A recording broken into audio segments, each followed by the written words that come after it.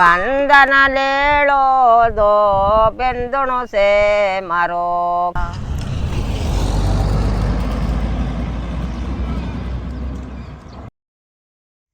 Hello, എല്ലാ കൂട്ടുകാർക്കും നമസ്കാരം. നമ്മളങ്ങനെ മറ്റൊരു യാത്രയിലാണ്.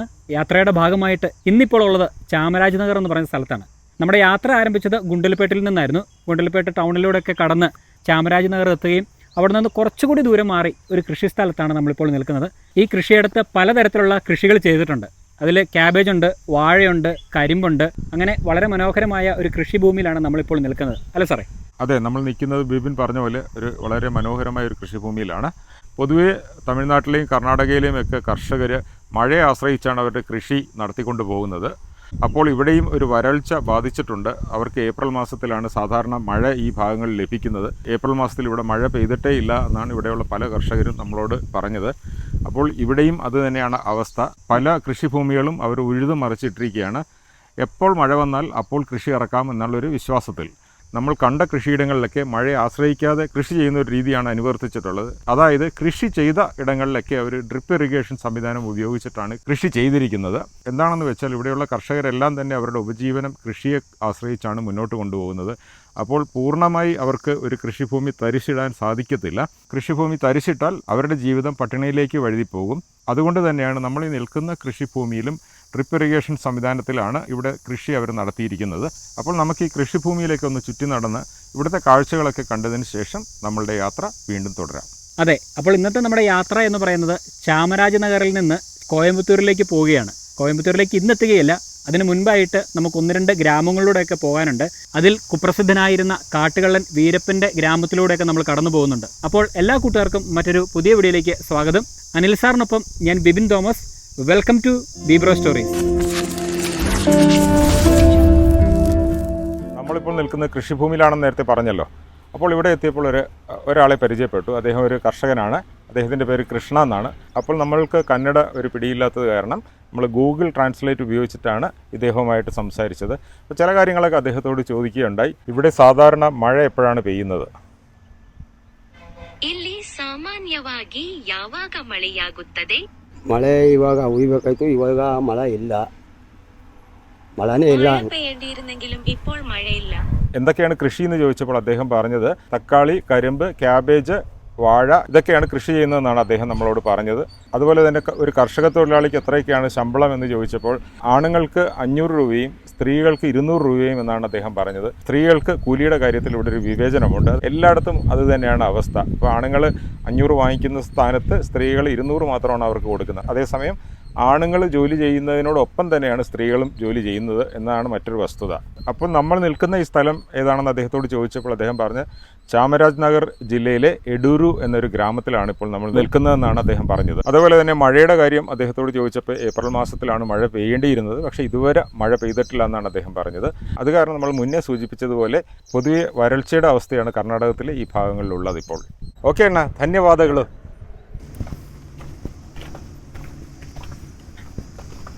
നമ്മളങ്ങനെ കൃഷ്ണ എന്ന് പറഞ്ഞ ആ അണ്ണനോട് കാര്യങ്ങളൊക്കെ ചോദിച്ച് മനസ്സിലാക്കിയതിന് ശേഷം നമ്മുടെ യാത്ര തുടരുകയാണ്. എന്തായാലും ഒരു കാര്യം മനസ്സിലായി, അനിൽ സാറ് ഈ ഒരു യാത്ര അവസാനിപ്പിക്കുന്നതോടുകൂടി കന്നഡ പഠിക്കുമെന്നുള്ളത് അല്ലേ? എന്തോ അവസാനം സാർ എന്തോ കന്നഡയിലൊക്കെ പറഞ്ഞ് പോരുന്നുണ്ടല്ലോ അവിടുന്ന്. ഞാനൊരു തള്ളി ധന്യവാദങ്ങളു.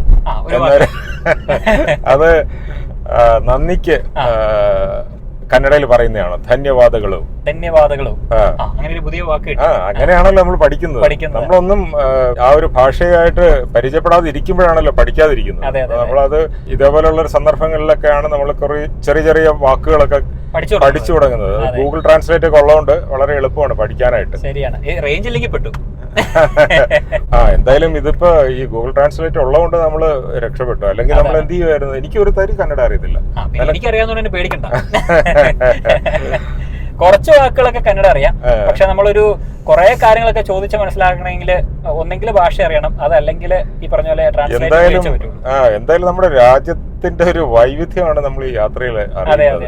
അതായത് ഒരു അതിർത്തി കടന്നു കഴിഞ്ഞാൽ അവിടെ തന്നെ നമുക്ക് ഒട്ടും അറിയാത്തൊരു ഭാഷയിലോട്ട് നമ്മൾ ചെന്നപ്പെടുകയാണ്.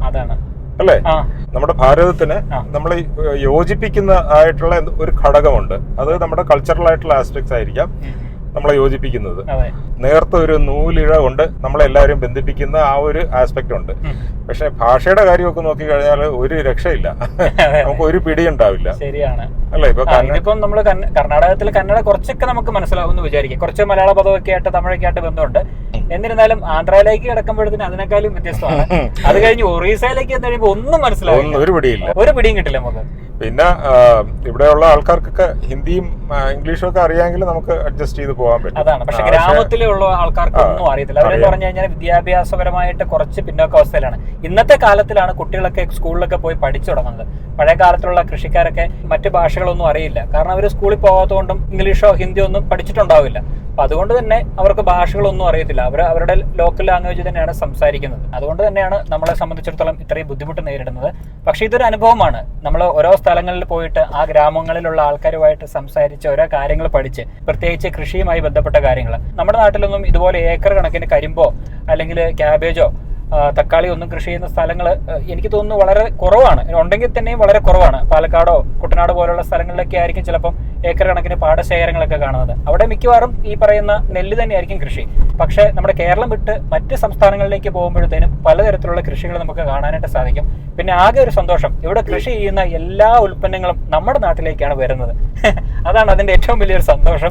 ഞങ്ങൾ കൃഷിക്കാരോട് ചോദിക്കുമ്പോൾ അവർ പറയുന്നത് ഇവിടെ നിന്ന് മുഴുവൻ സാധനവും കേരളത്തിലേക്കാണ് കൊണ്ടുപോകുന്നതെന്നാണ് പറഞ്ഞത്. അതോടൊപ്പം തന്നെ നമ്മളിപ്പോൾ സഞ്ചരിക്കുന്ന റോഡിന്റെ ഇരുവശങ്ങളിലായിട്ട് കരിമ്പ് തന്നെയാണ് ഈ ഒരു സമയത്ത് കൂടുതലും കൃഷി ചെയ്തിരിക്കുന്നത്. കരിമ്പും അതോടൊപ്പം തന്നെ വാഴയും. മിക്ക സ്ഥലങ്ങളിലും ഇപ്പോൾ അതാണ് കൃഷി ചെയ്യുന്നത്.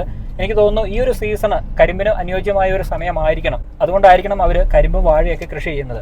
പച്ചക്കറികൾ കൃഷി ചെയ്യുന്ന ഒരു സമയം ഇപ്പോൾ അല്ലെന്ന് അവർ പറയുന്നത്. എന്നിരുന്നാലും കുറച്ച് സ്ഥലങ്ങളിലൊക്കെ തക്കാളി കൃഷി ചെയ്തിട്ടുണ്ട്. നമ്മൾ കണ്ടല്ലോ തക്കാളി അവിടെ കൃഷി ചെയ്യുന്നത്. അപ്പോൾ അതങ്ങനെ. അപ്പോൾ എന്തായാലും നമുക്കിനി ബാക്കി യാത്ര തുടരാം. ഒരുപാട് സഞ്ചരിക്കാനുണ്ട്, ഒരുപാട് ഗ്രാമപ്രദേശങ്ങളിലേക്കൊക്കെ പോകാനുണ്ട്. അപ്പോൾ എങ്ങനെയാണ് എവിടം വരെ എത്തും എന്നുള്ളതൊന്നും നമുക്ക് അറിയത്തില്ല. പോകുന്ന വഴിയിൽ ഓരോ കാഴ്ചകളൊക്കെ കണ്ട് പതുക്കെ നമുക്കിനി മുന്നോട്ട് പോകാം.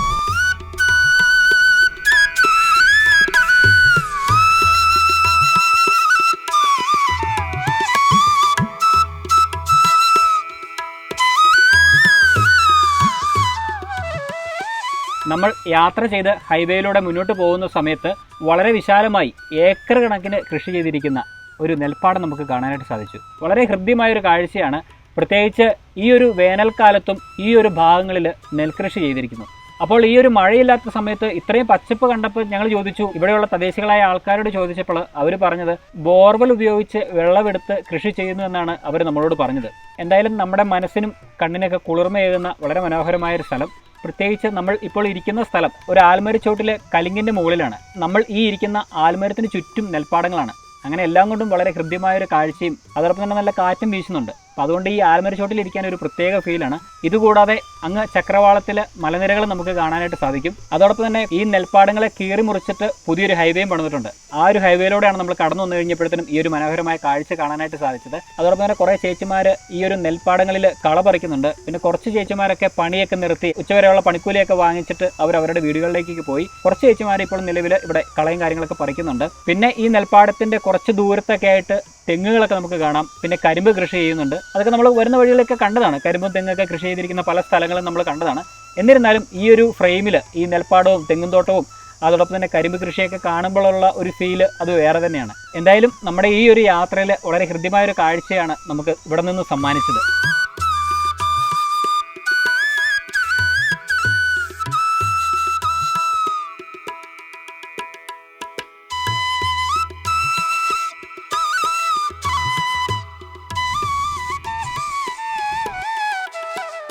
നമ്മളങ്ങനെ ആ പാടശേഖരങ്ങളൊക്കെ കണ്ടതിന് ശേഷം കുറേ ദൂരം മുന്നോട്ട് പോകുന്നു കേട്ടോ.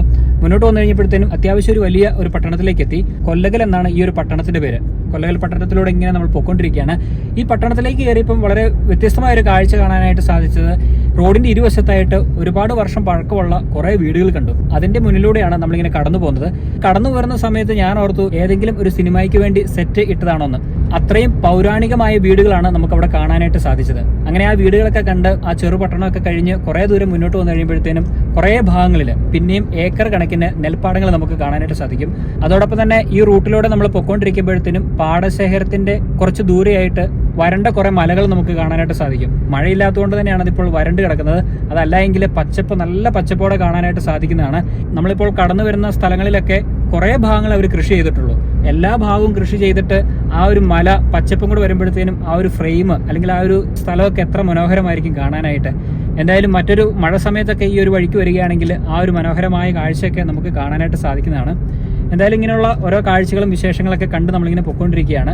ഇനിയും കുറെ കൂടി ദൂരമുണ്ട് വീരപ്പന്റെ നാട്ടിലേക്ക് എത്താനായിട്ട്. അതിന് മുൻപായിട്ട് ഒരു MM ഹിൽസ് എന്ന് പറഞ്ഞ ഒരു സ്ഥലമുണ്ട്. ആ ഒരു സ്ഥലം കൂടി കടന്നിട്ട് വേണം വീരപ്പൻ ജനിച്ച ആ ഒരു ഗ്രാമത്തിലേക്ക് പോകാനായിട്ട്. എന്തായാലും ആ ഗ്രാമത്തിലേക്കുള്ള നമ്മുടെ യാത്ര തുടരാം. നമ്മളങ്ങനെ മുന്നോട്ട് വന്നപ്പോൾ റോഡ് സൈഡിൽ കരിക്ക് വിൽപ്പനക്കാരനെ കണ്ടു. അപ്പോൾ കാറ് നമ്മൾ സൈഡിലോട്ട് ഒതുക്കി. എന്തായാലും ഉച്ചയ്ക്ക് ഊണ് കഴിക്കാൻ കഴിഞ്ഞില്ല. അപ്പോൾ എന്തായാലും ഒരു കരിക്ക് കഴിക്കാമെന്ന് വിചാരിച്ചിട്ട് നമ്മൾ വണ്ടി ഇവിടെ ഒതുക്കിയിരിക്കുകയാണ്. അങ്ങനെ കരിക്ക് വാങ്ങിച്ചു. പക്ഷെ കുടിച്ച് നോക്കിയപ്പോൾ കരിക്കും വെള്ളത്തിനും ഈ കാലാവസ്ഥയുടെ തന്നെ അതേ ചൂട്. അപ്പോൾ എന്തായാലും കുടിച്ചിട്ട് തന്നെ പോകാമെന്ന് നമ്മൾ വിചാരിച്ചു. അപ്പോൾ നമ്മളങ്ങനെ കരിക്ക് കുടിച്ചുകൊണ്ടിരിക്കുകയാണ്. അപ്പോൾ ഈ കരിക്ക് കുടിച്ചു കഴിഞ്ഞിട്ട് നമുക്ക് നമ്മുടെ യാത്ര മുന്നോട്ട് പോകാം.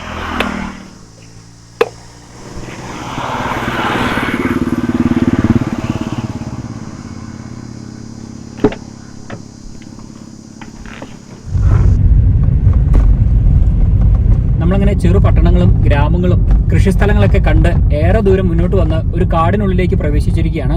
MM hills wild life sanctuary. അതിലൂടെയാണ് ഇപ്പോൾ നമ്മൾ പോയിക്കൊണ്ടിരിക്കുന്നത്. ഈ അടുത്തിടയ്ക്കൊന്നും ഇങ്ങനത്തെ ഒരു കാട്, ഉണങ്ങി വരേണ്ട ഒരു കാട് കണ്ടിട്ടില്ല എന്ന് തന്നെ വേണം പറയാനായിട്ട്. നമ്മളിപ്പോൾ കടന്നു പോകുന്ന വഴിയും അതിന്റെ ഇരുവശത്തുള്ള സ്ഥലങ്ങളൊക്കെ നോക്കി മഴ ലഭിക്കാത്തതുകൊണ്ട് തന്നെ മരങ്ങളും അതോടൊപ്പം തന്നെ ആ മണ്ണൊക്കെ വരണ്ടുണങ്ങി കിടക്കുകയാണ്. അത്രയും രൂക്ഷമാണ് ഇവിടുത്തെ വരൾച്ച. നമ്മളിപ്പോൾ സഞ്ചരിച്ചു വരുന്ന വഴികളൊക്കെ ഒരു ഗ്രാമം, ഒരു കാട്, പിന്നെ ഒരു ഗ്രാമം, കാട് എന്നിങ്ങനെയാണ് തുടർന്ന് പൊയ്ക്കൊണ്ടിരിക്കുന്നത്. നമ്മളീ പോകുന്ന കാട് അത്യാവശ്യം വന്യമൃഗങ്ങളുള്ള ഒരു കാടാണ്. ആനയും പുലിയും കടുവയും മാനുകളും മറ്റു വന്യമൃഗങ്ങളൊക്കെ ഉള്ള ഒരു പ്രധാന കാട് തന്നെയാണ്. അതിന്റെ ബോർഡുകളൊക്കെ പല സ്ഥലങ്ങളിൽ സ്ഥാപിച്ചിട്ടുണ്ട്. ആനിമൽ ക്രോസിംഗ് ഏരിയ എന്നൊക്കെ പറഞ്ഞ് അവർ കൊടുത്തിട്ടുണ്ട്. അപ്പോൾ ഇതിനുള്ള ഭക്ഷണവും അല്ലെങ്കിൽ ജലവും ഒക്കെ എവിടെ നിന്ന് കിട്ടും എന്നുള്ളതാണ് ഇപ്പോഴത്തെ ഒരു ചിന്ത. നമ്മൾ ഈ കാട്ടിലൂടെ പോകുമ്പോഴത്തേനും റോഡിന്റെ ഇരുവശങ്ങളിലായിട്ട് ഒരുപാട് കുരങ്ങന്മാരിരിപ്പുണ്ട്. അവര് പ്രതീക്ഷയോടെയാണ് ഇരിക്കുന്നത്. ആൾക്കാർ എന്തെങ്കിലും കൊടുക്കുമെന്നുള്ള പ്രതീക്ഷയോടെയാണ് ഇരിക്കുന്നത്. ശരിയാണ്, ഒരുപാട് ആൾക്കാർ ഈ കാട്ടിലൂടെ പോകുന്ന വഴിയിൽ വാഹനത്തിൽ നിന്നൊക്കെ ഭക്ഷണം വലിച്ചെറിഞ്ഞ് അവയ്ക്ക് കൊടുക്കുന്നുണ്ട്. ഒരു കാരണവശാലും അങ്ങനെ ചെയ്യരുത്. ഒന്നാമത്തെ കാര്യം, അതിന്റെ ആരോഗ്യത്തെ ബാധിക്കും. ചിലപ്പോൾ നമ്മുടെ സന്മനസ്സുകൊണ്ടായിരിക്കും അതിന് ഫുഡ് കൊടുക്കുന്നത്. അതൊക്കെ നല്ലത് തന്നെയാണ്. പക്ഷേ പ്രത്യേകമായിട്ടും ഫോറസ്റ്റിന്റെ പല സ്ഥലങ്ങളിലായിട്ട് എഴുതി വെച്ചിട്ടുണ്ട്, ഒരു കാരണവശാലും വന്യമൃഗങ്ങൾക്ക് ഭക്ഷണം കൊടുക്കരുത് എന്നുള്ളത്. അത് ഫൈൻ അടിക്കാൻ സാധ്യതയുണ്ട്. പിടിക്കപ്പെട്ട് കഴിഞ്ഞാൽ ചിലപ്പോൾ ശിക്ഷ ലഭിക്കാനായിട്ടുള്ള സാധ്യതയുണ്ട്. അങ്ങനെ ഒരുപാട് കാര്യങ്ങളുണ്ട്. അത് സ്വന്തമായിട്ട് ഭക്ഷണം കണ്ടെത്തി അത് ജീവിക്കുക എന്നുള്ളതാണ് പ്രകൃതിയുടെ ഒരു നിയമം. അതുകൊണ്ട് തന്നെ നമ്മൾ അതിന് ഭക്ഷണം കൊടുത്ത് പ്രോത്സാഹിപ്പിക്കേണ്ട ഒരു കാര്യമില്ല. ആ ഒരു കാര്യം ഇങ്ങനെയുള്ള യാത്രകൾ ചെയ്യുമ്പോൾ നമ്മൾ പ്രത്യേകം ഓർക്കേണ്ടതാണ്. അങ്ങനെ നിരപ്പായ സ്ഥലമൊക്കെ കഴിഞ്ഞപ്പോൾ ചുരം കയറിക്കൊണ്ടിരിക്കുകയാണ്. അത്യാവശ്യം ഹെയർ പിൻ ബെൻഡുകളുള്ള ഒരു ചുരമാണ് നമ്മളിപ്പോൾ കയറിക്കൊണ്ടിരിക്കുന്നത്. ഒരുപാട് വാഹനങ്ങൾ അങ്ങോട്ടും ഇങ്ങോട്ടൊക്കെ പോകുന്നത് കാണാം. പിന്നെ ഞാൻ നേരത്തെ സൂചിപ്പിച്ച പോലെ കുരങ്ങുകളൊക്കെ അവിടെ ഇവിടെയൊക്കെ പ്രദേശത്തോടെ ഇപ്പോഴും കാത്തിരിപ്പുണ്ട്. എന്തായാലും ഈ ഒരു വഴി എന്ന് പറയുന്നത് MM ഹിൽസിലേക്കാണ് നമ്മൾ എത്തിച്ചേരാൻ പോകുന്നത്. അവിടെ ബോർഡും കാര്യങ്ങളൊക്കെ പല സ്ഥലങ്ങളിൽ കൊടുത്തിട്ടുണ്ട്. ഇനി ഏകദേശം 10-20 കിലോമീറ്ററോളം സഞ്ചരിച്ചു കഴിഞ്ഞാൽ MM ഹിൽസിലേക്ക് നമ്മൾ എത്തിച്ചേരുന്നതാണ്. നമ്മളങ്ങനെ ചുരമൊക്കെ കയറി ഇറങ്ങി ചുരത്തിൻ്റെ ഒരു ഭാഗത്ത് എത്തിച്ചേർന്നപ്പോൾ നമുക്ക് അങ്ങ് വിദൂരതയിൽ ഒരു ചെറിയ പട്ടണം കാണാൻ കഴിഞ്ഞു. ഈ പട്ടണത്തിൻ്റെ പേരാണ് മലൈ മദേശ്വര ബേട്ട. ഈ പട്ടണത്തോടനുബന്ധിച്ച് ഒരു ക്ഷേത്രമുണ്ട്. ആ ക്ഷേത്രത്തിൻ്റെ പേര് മലൈ മദേശ്വര ടെമ്പിൾ എന്നാണ്. മലൈ മദേശ്വര ബേട്ട എന്ന ഈ പട്ടണം കർണാടകത്തിലെ വളരെ പ്രസിദ്ധമായിട്ടുള്ള ഒരു തീർത്ഥാടന കേന്ദ്രമാണ്. ഇത് കർണാടകയിലെ ചാമരാജ് നഗർ ജില്ലയിലാണ് സ്ഥിതി ചെയ്യുന്നത്. അപ്പോൾ ഇവിടെ എത്തുന്ന തീർത്ഥാടകരുടെ പ്രധാന ലക്ഷ്യമെന്ന് പറയുന്നത് ശ്രീ മലൈ മദേശ്വർ ക്ഷേത്രത്തിൽ ദർശനം നടത്തുകയും പൂജകൾ ചെയ്യുകയും എന്നതാണ്. മലൈ മദേശ്വർ ബേട്ട എന്ന ഈ പട്ടണത്തിൽ നിന്ന് കാട്ടുകള്ളനായിട്ടുള്ള വീരപ്പൻ്റെ ഗ്രാമത്തിലേക്ക് അധികം ദൂരമില്ല. വീരപ്പൻ പണ്ട് മലൈ മദേശ്വർ ക്ഷേത്രത്തിൽ ദർശനത്തിന് എത്താറുണ്ടായിരുന്നു എന്നാണ് പറയപ്പെടുന്നത്. ഇതോടൊപ്പം തന്നെ മറ്റൊരു കാര്യം, ഈ MM ഹിൽസിന് MM ഹിൽസ് എന്ന പേര് വരാനുള്ള പ്രധാന കാരണം ഈ മലൈ മദേശ്വർ ക്ഷേത്രമാണ്.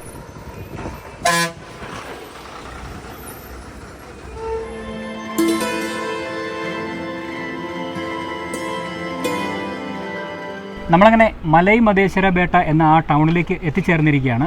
ഇവിടെ വന്ന് നമ്മൾ റൂം എടുത്തു. നമുക്ക് ഇന്നത്തെ യാത്ര ഇവിടം വരെ എത്തിക്കാനേ സാധിച്ചുള്ളൂ. എന്തായാലും ഇവിടെ റൂം എടുത്തത് ഒരുപാട് കാര്യങ്ങളുണ്ട് കേട്ടോ. പ്രത്യേകിച്ച് ഭാഷ അറിയില്ലാത്തതുകൊണ്ട് ഒരുപാട് നമ്മൾ ചുറ്റി. നമുക്കറിയാം ഇങ്ങനെയുള്ള തീർത്ഥാടന കേന്ദ്രങ്ങളിലേക്ക് വരുമ്പോഴത്തേനും ഒരുപാട് ഏജൻറ്റുമാർ റോഡിൻ്റെ സൈഡിലേക്ക് നിൽക്കും. അവർ നമ്മൾ ഇന്ന സ്ഥലത്തേക്ക് കൊണ്ടുപോകാം എന്നൊക്കെ പറഞ്ഞ് നമ്മൾ വിളിക്കും. പക്ഷേ നമ്മൾ അതിലേക്കൊന്നും പോയില്ല. വരുന്ന വഴിയിൽ വാഹനം നിർത്തി ഒരാളോട് ചോദിച്ചപ്പം അദ്ദേഹം പറഞ്ഞു, നിങ്ങൾ ഒരു കാരണവശാലും ഏജൻറ്റുമാർ പറയുന്ന സ്ഥലങ്ങളിലേക്കൊന്നും പോകരുത്. ഇവിടെ ഗവൺമെൻറ്റിൻ്റേതായിട്ടുള്ള ഗസ്റ്റ് ഹൗസുകളുണ്ട്, അവിടെ പോയി കഴിഞ്ഞാൽ നിങ്ങൾക്ക് റീസണബിൾ ആയിട്ടുള്ള റൂം കിട്ടുമെന്ന് പറഞ്ഞു. അങ്ങനെ എന്തായാലും നമ്മൾ അന്വേഷിച്ചു. അതിനകത്തും വേറെ പ്രശ്നമുണ്ട്. ഒരുപാട് ഗസ്റ്റ് ഹൗസുകൾ ഇതുപോലെ പല സ്ഥലങ്ങളിലായിട്ട് സ്ഥിതി ചെയ്യുന്നുണ്ട്. അപ്പോൾ അവിടെ ചെന്ന് ചോദിച്ചപ്പോൾ അവർ കന്നഡയിൽ എന്തൊക്കെയോ പറഞ്ഞു. അവസാനം ഒരാൾ തമിഴ് അറിയാവുന്ന ഒരാളെ കിട്ടി. അങ്ങനെ അദ്ദേഹം പറഞ്ഞു, ആദ്യം ചെയ്യേണ്ടത് നിങ്ങൾ ബസ് സ്റ്റാൻഡിൻ്റെ അടുത്ത് പോയിട്ട് അവിടെ ഒരു ഇൻഫർമേഷൻ സെൻ്റർ ഉണ്ട്, അവിടെ പോയിട്ട് നിങ്ങൾ ക്യാഷ് അടിച്ച സ്ലിപ്പ് വാങ്ങിച്ചുകൊണ്ട് വന്നു കഴിഞ്ഞെങ്കിൽ മാത്രമേ ഈ കാണുന്ന ഗസ്റ്റ് ഹൗസുകളിൽ നിങ്ങൾക്ക് റൂം കിട്ടുള്ളൂ എന്ന് പറഞ്ഞു. അങ്ങനെ എന്തായാലും നമ്മൾ അവിടെ പോയി ക്യാഷ് അടിച്ചു. അങ്ങനെ നമ്മൾ റൂം എടുക്കാൻ വേണ്ടി എത്തിയിരിക്കുകയാണ്. നമ്മളിപ്പോൾ നിൽക്കുന്ന ഗസ്റ്റ് ഹൗസ് പോലെ ഈ സ്ഥലത്ത് എമ്പാടും കാണാം. അപ്പോൾ നമുക്ക് എവിടെയാണ് കിട്ടുന്നത് എന്നുള്ളത് ഈ സ്ലിപ്പിൽ എഴുതിയിട്ടുണ്ട്. അങ്ങനെ ആ സ്ലിപ്പിൽ അടിച്ചിരിക്കുന്ന ഗസ്റ്റ് ഹൗസിലാണ് നമ്മളിപ്പോൾ എത്തിയിരിക്കുന്നത്. ഇവിടെയാണ് നമ്മൾ റൂം എടുത്തിരിക്കുന്നത്. അപ്പോൾ ഇനി എന്തായാലും റൂമിലേക്ക് പോകാം. ഇനിയിപ്പം വേറെ പ്രത്യേകിച്ച് കാഴ്ചകളൊന്നും കാണാനില്ല. ഇവിടെ റൂം എടുത്തില്ലെങ്കിൽ നമ്മൾ പെട്ടുപോകും. ഇനി കുറേ ദൂരം കഴിഞ്ഞാലേ അടുത്ത റൂം കിട്ടുന്ന സ്ഥലം കിട്ടുള്ളൂ. ഇവിടെ ഈ ഒരു ക്ഷേത്രം ഉള്ളത് കൊണ്ട് തന്നെ നമുക്ക് സുഖമായിട്ട് ഇവിടെ വന്ന് അത്യാവശ്യം റീസണബിൾ ആയിട്ടുള്ള റൂമാണ് നമുക്ക് കിട്ടിയത്. അപ്പോൾ എന്തായാലും നമ്മൾ ഇവിടം വിട്ടിനി പോയി കഴിഞ്ഞാൽ ചിലപ്പോൾ എക്സ്പെൻസും കൂടാം. ഈ പറഞ്ഞ പോലെ റൂമും കിട്ടാനായിട്ട് വൈകിന്നും വരാം. ഈ കാണുന്നതാണ് നമ്മുടെ റൂം. 1000 രൂപയാണ് ഈ റൂമിന് 2 പേർക്ക്. 2 കാറ്റഗറിയിലുള്ള റൂമാണ് ഇവിടെ ഉള്ളത്. AC റൂമും നോൺ AC റൂമും. AC റൂം വരുന്നത് ഞാൻ പറഞ്ഞതുപോലെ 1000 രൂപ, പിന്നെ നോൺ AC വരുന്നത് 750 രൂപയാണ്. ഇതൊരു ഫിക്സഡ് റേറ്റ് ആണ്. അപ്പോൾ എന്തായാലും നമ്മൾ താമസിക്കുന്ന അവിടെ നിന്ന് അധികം ദൂരമില്ല ക്ഷേത്രത്തിലേക്ക്. ഏകദേശം 200-250 മീറ്റർ ദൂരമേ ഉള്ളൂ. നടന്നു പോകാനുള്ള ദൂരമേ ഉള്ളൂ. എന്തായാലും നമ്മളിവിടെ റൂം എടുത്ത സ്ഥിതിക്ക് ആ ക്ഷേത്രത്തിൻ്റെ അവിടെ പോയി അവിടുത്തെ കാഴ്ചകൾ കൂടി കണ്ടതിന് ശേഷം നമുക്ക് തിരിച്ചു വരാം. അങ്ങനെ നമ്മൾ ക്ഷേത്രം സ്ഥിതി ചെയ്യുന്ന ആ ഒരു സ്ഥലത്തേക്ക് എത്തിച്ചേർന്നിരിക്കുകയാണ്. ഒരുപാട് ഭക്തജനങ്ങൾ ഈ ഒരു ക്ഷേത്രത്തിൽ തൊഴാനും പ്രാർത്ഥിക്കാനും പൂജകൾ ചെയ്യാനും എത്തിച്ചേരുന്നുണ്ട്. ഏറ്റവും കൂടുതൽ ഭക്തജനങ്ങൾ എത്തുന്നത് കർണാടകയിൽ നിന്നും തമിഴ്നാട്ടിൽ നിന്നുമാണ്.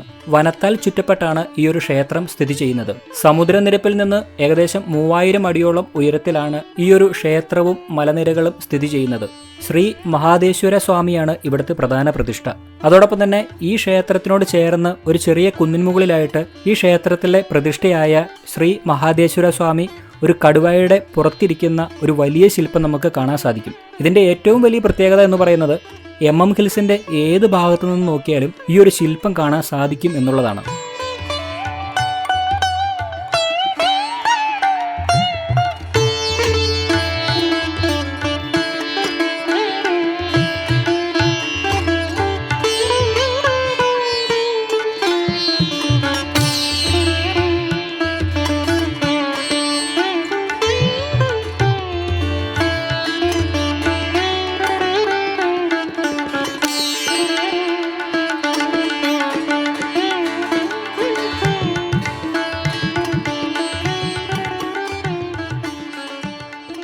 അപ്പോൾ ഇന്നത്തെ നമ്മുടെ യാത്ര എന്ന് പറയുന്നത് MM ഹിൽസിൽ നിന്ന് മേട്ടൂരിലേക്കാണ്. മേട്ടൂർ എന്ന് പറയുന്നത് തമിഴ്നാട്ടിലെ ഒരു പ്രദേശമാണ്. ഇവിടെ നിന്ന് അധികം ദൂരമില്ല തമിഴ്നാട് ബോർഡറിലേക്ക്. അതിന് മുൻപായിട്ട് ഗോപിനാഥം എന്ന ഒരു ഗ്രാമത്തിലേക്ക് പോകാനുണ്ട്. ഗോപിനാഥം എന്നൊക്കെ പറഞ്ഞു കഴിഞ്ഞാൽ ചിലപ്പോൾ നിങ്ങൾക്ക് മനസ്സിലാകില്ലായിരിക്കും. ആ സ്ഥലത്തിൻ്റെ പേര് അത്ര സുപരിചിതമായിട്ടുള്ള ഒരു പേരൊന്നുമല്ല. പക്ഷേ കുപ്രസിദ്ധ കാട്ടുകള്ളൻ വീരപ്പൻ്റെ ഗ്രാമം എന്ന് പറഞ്ഞാൽ നിങ്ങൾക്ക് ചിലപ്പോൾ മനസ്സിലായേക്കാം. അതെ, ആ ഒരു വീരപ്പൻ്റെ നാട്ടിലേക്കാണ് നമ്മൾ പോകുന്നത്. ഇപ്പോൾ നമ്മൾ നിൽക്കുന്നത് കർണാടക സ്റ്റേറ്റിലാണ്. ഏകദേശം ഇവിടെ നിന്ന് 25 കിലോമീറ്ററോളം ദൂരമുണ്ട് ആ ഒരു ഗ്രാമത്തിലേക്ക്. അപ്പോൾ എന്തായാലും MM ഹിൽസ് ക്ഷേത്രനഗരിയിൽ നിന്ന് നമ്മുടെ യാത്ര തുടരുകയാണ്. പോരുന്ന വഴിയിൽ ഒരു ചെക്ക് പോസ്റ്റ് ഒക്കെ ഉണ്ട്. ആ ചെക്ക് പോസ്റ്റ് എന്താണെന്ന് വെച്ച് കഴിഞ്ഞാൽ ആ ഒരു ക്ഷേത്ര നഗരിയിലേക്ക് പ്രവേശിക്കുന്നതിന് മുൻപായിട്ട് 30 രൂപ കാറിന് ഫീ കൊടുത്തെങ്കിൽ മാത്രമേ നമുക്ക് പ്രവേശിക്കാനായിട്ട് സാധിക്കുകയുള്ളൂ. പ്രധാനപ്പെട്ട 2 വഴിയിലൂടെയാണ് ക്ഷേത്ര നഗരിയിലേക്ക് നമ്മൾ എത്തിച്ചേരുന്നത്. ആ 2 സൈഡിലും ഈ പറയുന്ന ചെക്ക് പോസ്റ്റ് സ്ഥാപിച്ചിട്ടുണ്ട്. അവിടെ കാറിന് 30 രൂപ ഫീ കൊടുത്തു കഴിഞ്ഞാൽ നമുക്ക് അതിലെ കടന്നുപോയി അവിടുത്തെ കാഴ്ചകളൊക്കെ കാണാം. ഇനി അഥവാ നമ്മൾ ക്ഷേത്ര നഗരിയിൽ ഇറങ്ങുന്നില്ലെങ്കിൽ പോലും അതിലെ പാസ് ചെയ്യണമെങ്കിൽ 30 രൂപ കൊടുക്കണം. അങ്ങനെ എന്തായാലും 30 രൂപ ഫീ ഒക്കെ അടച്ച് നമ്മൾ ചുരം ഇറങ്ങിക്കൊണ്ടിരിക്കുകയാണ്. പിന്നെ നമ്മൾ കാട്ടിലേക്ക് കയറിയിരിക്കുകയാണ്. ഒരു കാലഘട്ടത്തിൽ ആൾക്കാർ ഈ വഴിയിലൂടെ രാത്രി കാലങ്ങളിൽ യാത്ര ചെയ്യാൻ പേടിച്ചിരുന്നു. അതിനുള്ള കാരണം ഞാൻ വീഡിയോയുടെ തുടക്കത്തിൽ പറഞ്ഞു. നമ്മളിനി പോകുന്നത് വീരപ്പൻ ജനിച്ചു വളർന്ന നാട്ടിലേക്കാണ്. വീരപ്പൻ വിഹരിച്ചിരുന്ന ഒരു കാടായതുകൊണ്ട് തന്നെ ആ സമയത്ത് ആൾക്കാർക്ക് ഈ വഴി വരാൻ പേടി. വീരപ്പൻ തട്ടിക്കൊണ്ടു പോകുമോ അല്ലെങ്കിൽ ഉപദ്രവിക്കുമോ അങ്ങനെയൊക്കെയുള്ളൊരു പേടി സഞ്ചാരികൾക്കുണ്ടായിരുന്നു. അതുകൊണ്ട് രാത്രി കാലങ്ങളിൽ ആൾക്കാർ ഭയപ്പെട്ടിരുന്നു ഈ ഒരു വഴിയിലൂടെയൊക്കെ സഞ്ചരിക്കാനായിട്ട്. ഇപ്പം എന്തായാലും വളരെ സന്തോഷത്തോടെയൊക്കെയാണ് ആൾക്കാർ പോകുന്നത്. രാത്രിയിലും 24 മണിക്കൂറും ഇതിലൂടെ സഞ്ചാരികൾ യാത്ര ചെയ്യുന്നുണ്ട്. ആ ഒരു ക്ഷേത്രത്തിൽ വരുന്നുണ്ട്. അപ്പോൾ എന്തായാലും നമുക്കിനി യാത്ര തുടരാം. ഏകദേശം ഒരു 20-25 കിലോമീറ്ററോളം പിന്നിട്ട് കഴിഞ്ഞാൽ നമുക്ക് ആ ഒരു ഗ്രാമത്തിലേക്ക് എത്താനായിട്ട് സാധിക്കുന്നതാണ്. അപ്പോൾ അവിടെ പോയിട്ട് ബാക്കി കാഴ്ചകളൊക്കെ കാണാം. അതിനു മുൻപ് വേറെ എന്തെങ്കിലും കാഴ്ചകൾ കാണുകയാണെങ്കിൽ അതും കണ്ട് നമുക്ക് മുന്നോട്ട് പോകാം.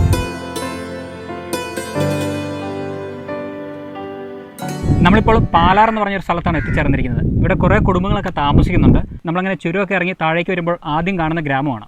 ഈ ഗ്രാമത്തിൽ വന്നപ്പോഴത്തേനും ഒരു ചേട്ടനെ പരിചയപ്പെട്ടു. അണ്ണ വണക്കം. ನಮಸ್ತೆ ನಮಸ್ತೆ ಅಣ್ಣ பேரு? ಸರ್ ಜಡೆಯಪ್ಪ ಅಂತ. ஜடையப்பா. ಜಡೆಯಪ್ಪ இங்கே என்ன பண்ணிட்டு வேலைக்கு? இங்கே நம்ம விவசாயம் விவசாயம் தான். இப்போ எல்லாமே இப்போ கூலி பண்ணி விவசாயம் இப்போ இல்லை. விவசாயம் இப்போ இல்லை. மழை இல்லாத மழை கொஞ்சம் கஷ்டம். மழை இல்லாதனால கொஞ்சம் வேலை வெளியே போகும். தோட்ட வேலை மற்றும் வெளியே தமிழ்நாட்டுக்கு வெளியே போவோம் நம்ம வேலைக்கு. விவசாயம் இங்கே வந்திருந்த டைம் இங்கே தான். விவசாயம் வந்து இங்கே தான். என்னக்க விவசாயம் பண்ணிட்டு இருக்கீங்க? இங்கே விவசாயம்னா எல்லாம் சோளம் கல்லக்காய் எல்லாம் போடலாம். யானை கொஞ்சம் அதிகம் இங்கே. யானை இருக்கு. யானை கொஞ்சம் அதிகம். ஏன்னா எந்த விவசாயம் போட்டாலுமே உள்ளே வந்துடும். கொஞ்சம் ஆரி போட்டேன்னா கொஞ்சம் சீக்கிரம் எடுத்துக்கலாம். இந்த சோளம் இதெல்லாம் போட்டேன்னா ஒன்றும் எடுக்க முடியாது. அப்புறம் அது சோளம் போட்டேன்னா ஆனைங்களுக்கு கொஞ்சம் அது சாப்பிட்றதுக்கு கொஞ்சம் அதிகமாக வரும். யானை அது ஒன்றும் போட முடியாது இங்கே இந்த விவசாயத்தில். இந்த பூமி பண்ணிட்டு ஆரி ஒன்று தான். மற்ற எல்லாமே போட்டேன்னா எல்லாம் காட்டுக்குள்ளே இருந்து யானைங்க பன்னி குரங்கு எல்லாம் நிறைய வரும். வேற ஏதாவது சிறுத்தை கூட இப்பொழுதுக்கு சிறுத்தை இப்போ ஒரு 2-3 வருஷத்துக்கு சிறுத்தை இங்கே இப்போ தொடர்ந்து வந்துட்டே இருக்கு. இப்பொழுதுக்கு ஆடு மாடு நிறைய ஆடு தின்னு இருக்கு. இங்க நிறைய ஆடு இந்த ஊர்ல நிறைய ஆடு எல்லாமே சாப்பிட்டு இருக்கு. ആട് മാട് എല്ലാമേ സാപ്പിട്ട് ഇருக்கு. വലിയൊരു ബുദ്ധിമുട്ട് തന്നെയാണ്. നമുക്കറിയാം, നമ്മളിപ്പോൾ വന്ന വഴിയൊക്കെ കണ്ടല്ലോ, ഇപ്പോൾ ഉണങ്ങിക്കിടക്കുകയാണെന്നേ ഉള്ളൂ. കാടായതുകൊണ്ട് തന്നെ വന്യമൃഗങ്ങൾ ഒരുപാടുള്ള ഒരു സ്ഥലമാണ്. ആനയും പുലിയും കടുവയും അതോടൊപ്പം തന്നെ കുരങ്ങ്, പന്നി എന്നിങ്ങനെ ഒരുപാട് വന്യമൃഗങ്ങൾ അധിവസിക്കുന്ന ഒരു കാട് തന്നെയാണ് നമ്മളിപ്പോൾ ഇറങ്ങി വന്ന ഹിൽസ്. അപ്പോൾ ഈ കാട് അതിരിടുന്ന സ്ഥലത്താണ് ഈ ഗ്രാമം സ്ഥിതി ചെയ്യുന്നത്. അതുകൊണ്ട് തന്നെ വന്യമൃഗങ്ങൾ ഇവർ കൃഷി ചെയ്യുന്ന സമയത്ത് ഇവിടെ വരുമെന്നാണ് ഇദ്ദേഹം നമ്മളോട് പറഞ്ഞത്. അപ്പോൾ എന്തായാലും ഈ ഒരു ഗ്രാമത്തെ സംബന്ധിച്ച കുറച്ച് കാര്യങ്ങളൊക്കെ ഇദ്ദേഹം നമ്മളോട് പറഞ്ഞു തന്നിരിക്കുകയാണ്. അപ്പം നന്ദി സാർ. ശരി. നമ്മളങ്ങനെ ഹിൽസ് ചുരമിറങ്ങി താഴേക്ക് വന്നു. താഴേക്ക് എത്തിയപ്പോൾ ഒരു സമതല പ്രദേശത്ത് ആണ് എത്തിച്ചേർന്നത്. അപ്പോൾ ഇവിടെ നമ്മൾ നോക്കിയപ്പോൾ ഒരു ചെറിയ ഗ്രാമം കണ്ടു. നമ്മൾ കാറ് നിർത്തി ഇവിടെയുള്ള ഗ്രാമവാസികളോടൊന്ന് അന്വേഷിച്ചപ്പോൾ അവർ പറഞ്ഞു അവർ സോളിക എന്ന ഗോത്ര വിഭാഗക്കാരാണെന്നാണ്. അവരോട് അവർ ഏത് ഭാഷയിലാണ് സംസാരിക്കുന്നത് എന്ന് ചോദിച്ചപ്പോൾ അവർ കന്നഡ എന്നാണ് പറഞ്ഞത്. എങ്കിലും തമിഴും അവർ സംസാരിക്കുന്നുണ്ട്. കാരണം അവർ തമിഴ്നാടുമായിട്ട് അതിർത്തി പങ്കിടുന്ന ഒരു സ്ഥലത്താണ് താമസിക്കുന്നത്. ഇതോടൊപ്പം നമ്മൾ ഒരു 1.5 വർഷം മുന്നേ ഒരു വീഡിയോ ചെയ്തിരുന്നു. അപ്പോൾ ആ വീഡിയോയിൽ നമ്മൾ ബിലിഗിരി രംഗണബേട്ട എന്നൊരു സ്ഥലത്ത് പോയിരുന്നു. അത് കർണാടകത്തിലെ ചാമരാജ് നഗർ ജില്ലയിൽ തന്നെ ഒരു സ്ഥലമാണ്. അതൊരു ഹിൽ സ്റ്റേഷനായിരുന്നു. അപ്പോൾ നമ്മൾ അവിടെയും കുറേ ഗോത്ര വിഭാഗക്കാരെ കാണുകയുണ്ടായി. അപ്പോൾ അവരും നമ്മളോട് പറഞ്ഞത് അവർ സോളിക ഗോത്ര വിഭാഗക്കാരാണെന്നാണ്. അക്കാര്യം നമ്മൾ ഈ ഗ്രാമവാസികളോടൊന്ന് ചോദിച്ചപ്പോൾ അവർ പറഞ്ഞു അവർക്കും BR ഹിൽസിലെ സോളിക വിഭാഗക്കാരുമായിട്ട് അവർക്ക് ബന്ധുത്വമുണ്ടെന്ന്. അപ്പോൾ നമ്മൾ ശ്രദ്ധിച്ച മറ്റൊരു കാര്യം, അവിടെ BR ഹിൽസിലുള്ള സോളിക ഗോത്ര വിഭാഗക്കാർ അവരുടെ സംസാര ഭാഷ സോളിഗനിഡു എന്നതാണ്. പക്ഷേ ഇവിടെ ആ സോളിഗനിഡു എന്നൊരു ഭാഷയിലല്ല അവർ സംസാരിക്കുന്നത്. ഇവിടെ അവർ കന്നഡയിലാണ് സംസാരിക്കുന്നത്. ഈ ഒരു വ്യത്യാസമാണ് BR ഹിൽസിലെയും ഈ ഹിൽസിലുമുള്ള സോളിക വിഭാഗക്കാർ തമ്മിലുള്ളത്. ഇനി നമ്മൾ ഈ നിൽക്കുന്ന സോളിക ഗോത്ര വിഭാഗക്കാരുടെ ഈ ഗ്രാമത്തെക്കുറിച്ച് പറയുകയാണെങ്കിൽ ഇത് തീർത്തും ഒരു ദാരിദ്ര്യ ചുറ്റുപാടിലുള്ള ഒരു പ്രദേശം തന്നെയാണ്. നമ്മൾ ചുറ്റും കണ്ണോടിക്കുമ്പോൾ വരണ്ട മലകളാൽ ചുറ്റപ്പെട്ട ഒരു ഗ്രാമമാണിത്. ഇവിടെ മഴയുടെ ദൗർലഭ്യം കാരണം കടുത്ത വരൾച്ചയാണ് നമുക്ക് കാണാൻ കഴിയുന്നത്. മരങ്ങളെല്ലാം തന്നെ ഇല പൊഴിഞ്ഞ് ഒരുമാതിരി കരിഞ്ഞു ഉണങ്ങി നിൽക്കുകയാണ്. ചുറ്റുമുള്ള അവരുടെ കൃഷി സ്ഥലങ്ങളൊക്കെ വരണ്ടുണങ്ങി കിടക്കുകയാണ്. അവിടെ ഒന്നും ഒരു തരി കൃഷി നമുക്ക് കാണാൻ കഴിയുന്നില്ല. പ്രധാനമായിട്ടും ഈ ഗോത്ര വിഭാഗക്കാരുടെ ഉപജീവനം കൃഷി ആശ്രയിച്ചാണ്. പക്ഷേ ദൗർഭാഗ്യവശാൽ മഴയില്ലാത്തതും കടുത്ത വരൾച്ച ബാധിച്ചതും കാരണം അവർക്ക് കൃഷി ചെയ്യാൻ നിവൃത്തിയില്ലാത്തൊരു സാഹചര്യമാണ് ഇപ്പോൾ ഉള്ളത്. നമ്മളിപ്പോൾ ഇവിടെ നിൽക്കുമ്പോൾ തന്നെ ഇവിടെ വീശുന്ന കാറ്റിന് പോലും കടുത്ത ചൂടാണ്. അപ്പോൾ നിങ്ങളൊന്ന് ഊഹിച്ചു നോക്ക് ഇവിടെ താമസിക്കുന്നവരുടെ അവസ്ഥ എത്രത്തോളം ദുരിതമയമാണെന്ന്. ഇവരുടെ കൃഷിരീതിയെക്കുറിച്ച് നമ്മൾ ഇവരോട് ചോദിച്ചപ്പോൾ പ്രധാനമായിട്ടും നമ്മുടെ പല യാത്രകളിലും പല ആദിവാസി ഊരുകളിലും നമ്മൾ കണ്ടതുപോലെ ഉള്ള കൃഷിരീതികൾ തന്നെയാണ് ഇവരും അവലംബിച്ചു വരുന്നത്. പ്രധാനമായും ചോളം, ചാമ, റാഗി തുടങ്ങിയ ചെറുധാന്യങ്ങളാണ് ഈ ഊരിലെ ഗ്രാമവാസികൾ കൃഷി ചെയ്യുന്നത്. കൂടാതെ നമ്മൾ ഈ ഗ്രാമത്തിലൂടെ നടന്ന് കാഴ്ചകളൊക്കെ കണ്ടപ്പോൾ ഇവിടുത്തെ വീടുകൾ വളരെ ചെറുതും അതിൽ ഒട്ടുമിക്കവയും ഓട് മേഞ്ഞവയുമാണ്. അതേപോലെ ഈ ഗ്രാമത്തിലെ ഒരു വീട്ടിലും വൈദ്യുതി എത്തിയിട്ടില്ല. ചില വീടുകളിലേക്ക് നമുക്ക് സോളാർ പാനൽ ഘടിപ്പിച്ചിട്ടുള്ള തൂണുകൾ നാട്ടിയിരിക്കുന്നത് നമുക്ക് കാണാൻ കഴിയും. പക്ഷേ അത് സ്ഥാപിച്ച് കുറേ നാളുകൾക്ക് ശേഷം അത് പ്രവർത്തനരഹിതമായി തീർന്നു. കൂടാതെ വെള്ളത്തിൻ്റെ കാര്യം അവരോട് ചോദിച്ചപ്പോൾ വെള്ളത്തിന് അവർക്ക് വളരെ ബുദ്ധിമുട്ടാണെന്നാണ് അവർ നമ്മളോട് പറഞ്ഞത്. പക്ഷേ ഗവൺമെൻറ് അവർക്ക് പൈപ്പ് ലൈൻ വഴി അടുത്തുള്ള കാവേരി നദിയിൽ നിന്ന് വെള്ളം എത്തിക്കുന്നുണ്ട്. അതും പക്ഷേ എല്ലായ്പ്പോഴും ഇല്ല. മഴക്കാലങ്ങളിൽ അത് ആഴ്ചയിൽ 3-4 ദിവസം ഉണ്ടായിരുന്നെങ്കിലും അപ്പോൾ ഈ വേനൽക്കാലത്ത് അതിനേക്കാളും കഠിനമാണ് അവസ്ഥ.